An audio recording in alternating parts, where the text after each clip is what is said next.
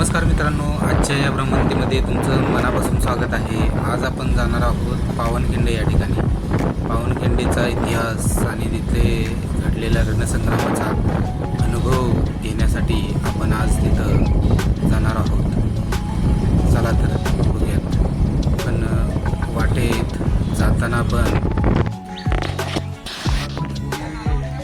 येळवणजुगाईच्या मंदिराला सुद्धा भेट दिली। हे मंदिर बघण्यासारखं होतं। याची स्थापत्यशैली आणि मंदिर बांधण्याची पद्धत, मंदिराचा परिसर खूपच मोठा भव्यदिव्य होता।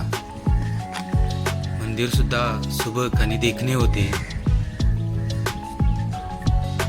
मंदिराच्या कळसाचं दर्शन घेऊन मंदिराच्या दारातच असलेल्या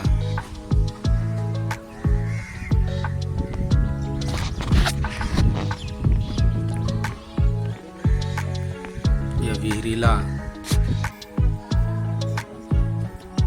खूपच छान पद्धतीने सजवलं होतं आणि त्याच्यावरती आपले श्री गजानन विराजमान होते। मंदिरात समोरच ही विहीर होती। गजाननाचे दर्शन घेऊन मग मी मंदिरात आत गेलो आणि मंदिरात आत देवीचं दर्शन घेण्यासाठी आम्ही आत गेलो। आत जाऊन देवीचं दर्शन घेतलं। मंदिर बघण्यासारखं होतं। काळ्या पाषाणात बांधलेलं हे मंदिर खूपच छान आणि भव्य असं होतं।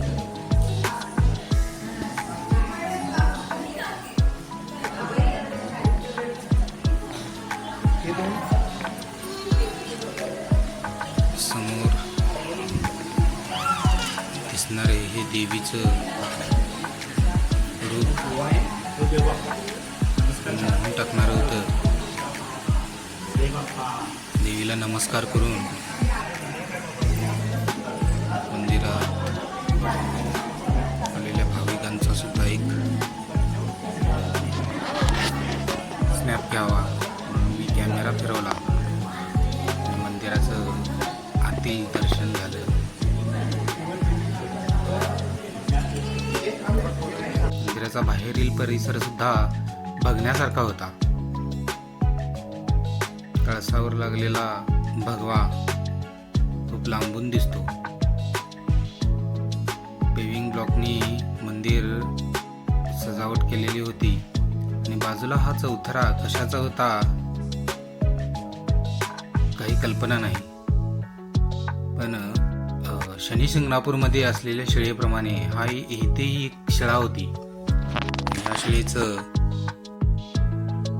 काय महात्म्य आहे हे मला तर माहीत नाही आणि तिथं आम्हाला खूप लांब जायचं असल्यामुळं तिथं विचारणं सुद्धा झालं नाही। मंदिराच्या बाहेरच ह्या काही शिळा सुद्धा होत्या। त्या कशाच्या आहेत हे गडबडीत विचारणं राहून गेलं। पण लाल चिऱ्यामध्ये खूप छान असा चौथरा करून या शिळांना वेगळं स्थान देण्यात आलं होतं।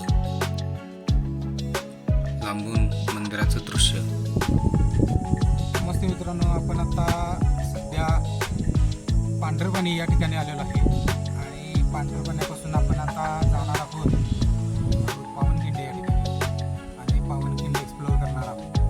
तर चला आपण जाऊयात पावनखिंडीला। राजे 600 मावळ्यांनिशी वेढा फोडून ज्यावेळी निघाले त्यावेळी त्यांना याच त्या ठिकाणी पहाट झाली होती आणि पहाट झाल्यामुळं या राजांनी या ठिकाणाचं नाव पांढरपाणी असं ठेवलं असं स्थानिकांकडून समजतं। स्थानिकांच्या मदतीनं जवळचा मार्ग पकडून आम्ही पावनखिंडीच्या दिशेने निघालो। बाजूलाच गव्हर्नमेंटने लावलेला हा फलक दिसत होता। बाजूला आकाशाला गवसणी घालणारा सह्याद्रीचं कडं उभं होतं। गर्द झाडी आणि या झाडीतून आपल्या मावळ्यांनी त्या काळात वाट काढली होती। सध्या आपल्याकडं इतक्या सोयीसुविधा असताना सुद्धा इथं पोहोचणं खूप कठीण वाटत आहे। त्या काळात त्या मावळ्यांनी कशी वाट काढली असेल याची कल्पना करणं सुद्धा खूप कठीण आहे. रानावनातून, काट्याकुट्यातून, गर्द झाडीतून, दगडकपारीतून सह्याद्रीच्या या खडतर प्रवास, जीवाची बाजी लावून ते मावळे हा प्रवास करत होते. तितक्यातच मागून हजारोंच्या संख्येने मुघल सैनिक येत असल्याची बातमी आली आणि बाजीप्रभू देशपांडे आणि फुलाजीप्रभू देशपांडे यांनी राजांना 300 मावळ्यांसह पुढं विशाळगडाकडे जाण्यासाठी सांगितले आणि स्वतः 300 मावळे घेऊन ते या ठिकाणीच थांबले.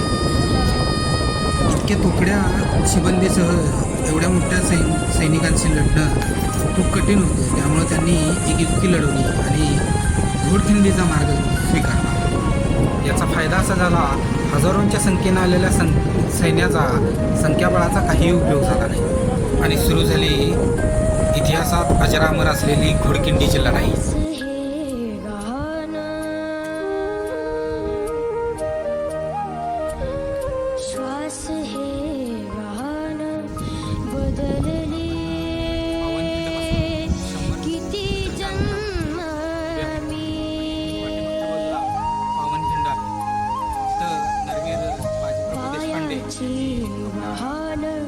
पराक्रम गाजवला. चला आपण आता तिथे जाऊ. तत्पूर्वी या बाजूने आपण कोल्हापूरहून आलो आणि इथून आतमध्ये एक 100 मीटरच्या अंतरावरती जो रणसंग्राम घडला ते ठिकाण आपल्याला पाहायला मिळतं. आणि हा जो इकडच्या बाजूला पुढं जाणारा रोड आहे तो जातो विशाळगडावरती. चला. मांडी तुझे दे एकदा माझा उशाला माझ्या राजा माझ्या शिवबार माझ्या राजा माझ्या शिवबार माझ्या राजा माझ्या शिवबार माझ्या राजा माझ्या शिवबार शोधू कुठर आऊ कसर मी तर स्वतःला आऊ कसर.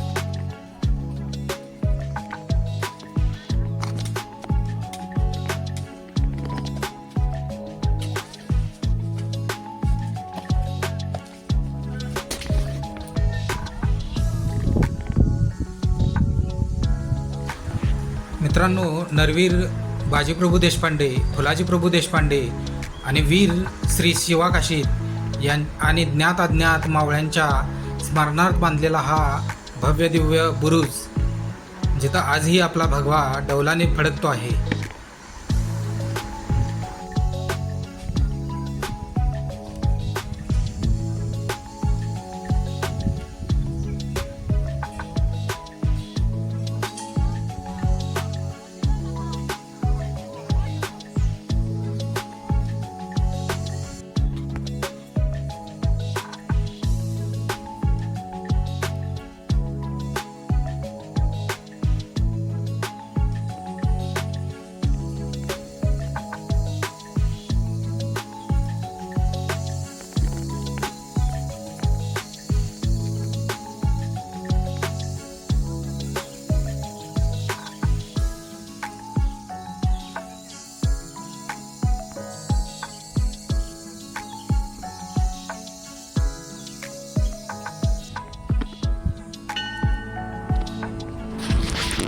हाच तो परिसर, हीच ती घोडखिंड जिथं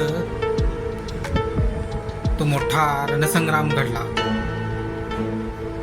आणि याच त्या घोडखिंडीला आज तुम्ही आम्ही पावनखिंड म्हणून ओळखतो. त्याचं कारण बाजीप्रभू देशपांडे आणि आपल्या मावळ्यांच्या रक्ताने पावन झालेली आणि राजांच्या पदप्रशाने पावन झालेली ही पावनखिंड, तिचं आपण सर्वांनी नामकरण आज पावनखिंड या नावाने ओळखतो.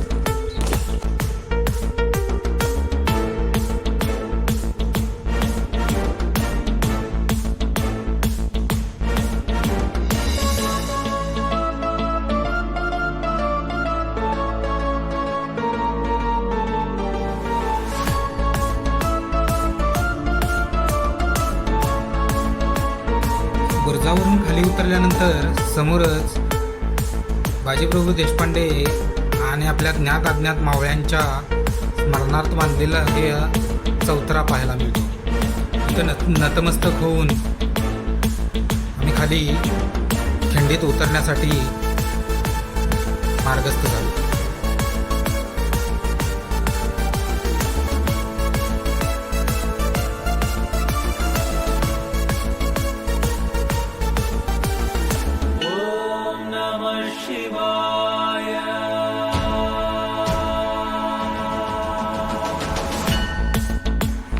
जसजसं खाली उतरत होतो अंगावरती काटे आले होते, रक्त सळसळत होतं आणि अशातच मी त्या खिंडीत उतरत होतो. इथं फारसे पर्यटक नव्हते, कारण या खिंडीचा तसा इतिहास जास्त काही लोकांना माहीत नाही, पण जिची दखल इतिहासानं मात्र घेतलेली आहे बरं का. इथला इतिहास जसजसा लोकांपर्यंत पोहोचेल तसतसे इथलं पर्यटन वाढेल.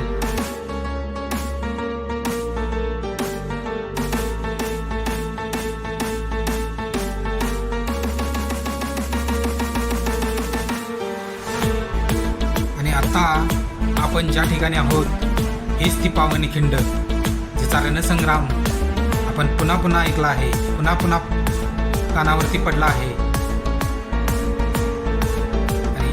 याच पावनखिंडीत आज आपण उभा आहोत. ही खिंड पाहताना मनामध्ये अनेक असंख्य प्रश्न उभे होते, अंगावरती काटा होता आणि रक्त सळसळत होते.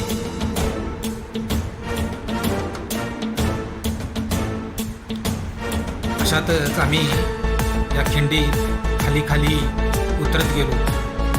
इथंच घडला होता तो रणसंग्राम. इथंच बाजी म्हणाले असतील, राज लाख मेले तरी चालतील पण लाखांचा पोशिंदा वाचला पाहिजे, आणि मृत्यूच्या दाढेशी झुंजण्याची तयारी दाखवून इथं थांबले असतील. बाजी, तुमच्या त्या पराक्रमाला, त्यागाला आणि शौर्याला माझा मानाचा मुजरा.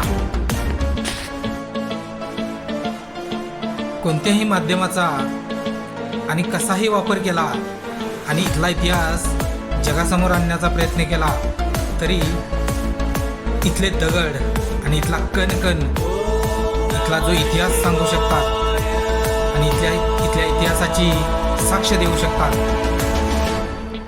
ते इतर कशानेही होणे नाही. इथं आल्यानंतरच तो भास, ही जाणीव आणि तो स्पर्श मनाला भिडून जातो.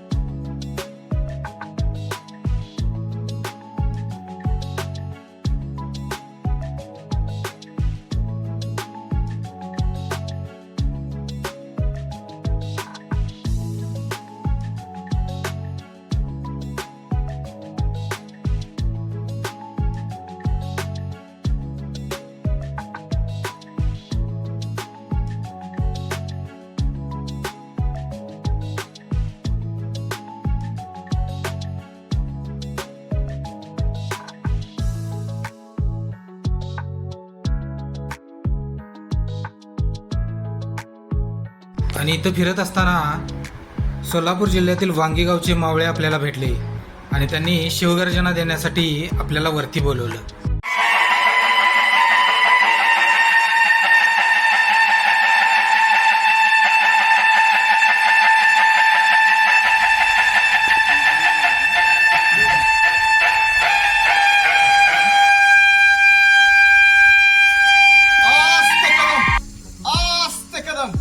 आस्ते कदम महाराज गणपती गज शिवपती भूपती प्रजापती स्वर्ण रत्न श्रीपती अष्टवदान जागृत अष्टपदान वेष्टित न्यायालंकार वंडित शस्त्रास्त्र शास्त्र पारंगत राजनीती धुरंधर प्रौढ प्रताप पुरंदर क्षत्रिय कुलावदंस सिंहासनाधीश्वर राजाधिराज श्रीमंत योगी श्री श्री श्री छत्रपती शिवाजी महाराज की जय. छत्रपती संभाजी महाराज की जय.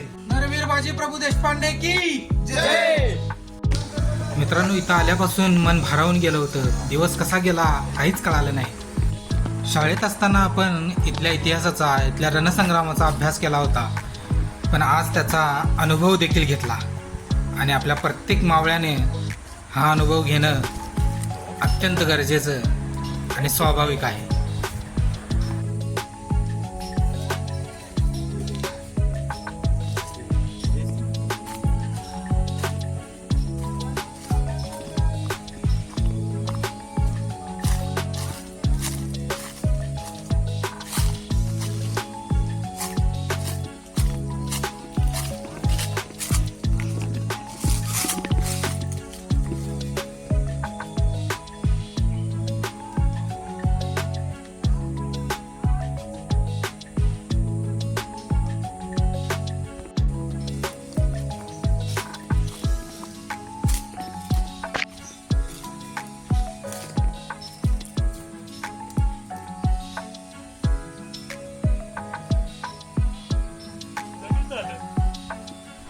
तुम्हाला हा व्हिडिओ कसा वाटला कमेंट बॉक्समध्ये नक्की कळवा आणि असेच व्हिडिओ पाहण्यासाठी माझ्या चॅनलला लाईक करा, शेअर करा आणि सबस्क्राईब करा.